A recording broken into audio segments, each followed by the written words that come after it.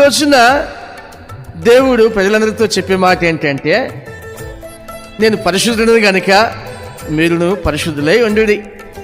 అంటే దేవుడు చెప్పే మాట ఏంటంటే, అపవిత్రమైన పనులు చేయొద్దు, దానివల్ల మీకు చాలా నష్టం కలుగుతుంది. పరిశుద్ధంగా జీవించండి, చాలా లాభం కలుగుతుంది.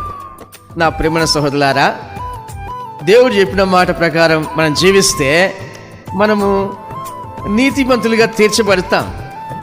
ఒకవేళ మనకు ఒక అనుమానం రావచ్చు, అదేంటంటే మేము పుట్టుకతో పాపులం కదా, నీతిమంతులుగా ఎట్లయిపోతాం అని అంటే, వాక్య భాగంలో రాయబడిన మాట ఏంటంటే, రోమిలకు రాసిన పత్రిక 4వ అధ్యాయం 25వ వాక్యం, ఆయన మన అపరాధముల నిమిత్తము అప్పగింపబడి మనము నీతిమంతులుగా తీర్చబడుటకై లేపబడెను అని రాయబడింది. అంటే యేసు ప్రభు గురించి మాట. యేసు ప్రభు మన అపరాధముల కొరకు చనిపోయి సమాధి చేయబడి తిరిగి లేపబడి ఉన్నాడు. అంటే ఆయన రక్తం కార్చున్నాడు. మరొక వాక్య భాగం రాయబడిన మాట ఏంటంటే, రోమిలకు రాసిన పత్రిక 5వ అధ్యాయం 9వ వాక్యంలో, కాబట్టి ఆయన రక్తం వలన ఇప్పుడు నీతిమంతులుగా తీర్చబడి మరింత నిశ్చయముగా ఆయన ద్వారా ఉగ్రత నుండి రక్షింపబడుదుము అని రాయబడింది.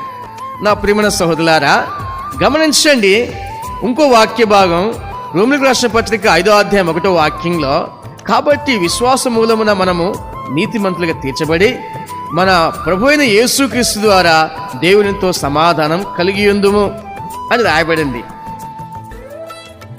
ఎవరైతే దేవుని నమ్ముతారో దేవుడు వారి పాపములన్నీ, పుట్టుకతో వచ్చిన పాపములు కూడా ఆయన రక్తంతో కడిగేస్తాడు, పరిశుద్ధపరుస్తాడు. ఆ మనిషి చేయవలసింది ఏంటంటే దేవుని నమ్మాలి.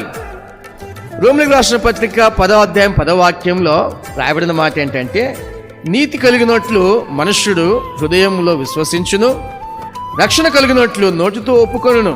యేసు ప్రభు అని నోటితో ఒప్పుకొని ఆయన మృతుల్లో నుంచి లేపబడి ఉన్నాడు.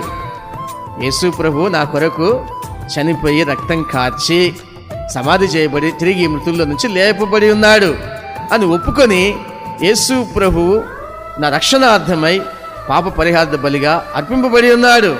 తన తప్పులను ఒప్పుకొని ప్రార్థన చేస్తే గనక దేవుడు ఆయన్ని అంగీకరిస్తాడు.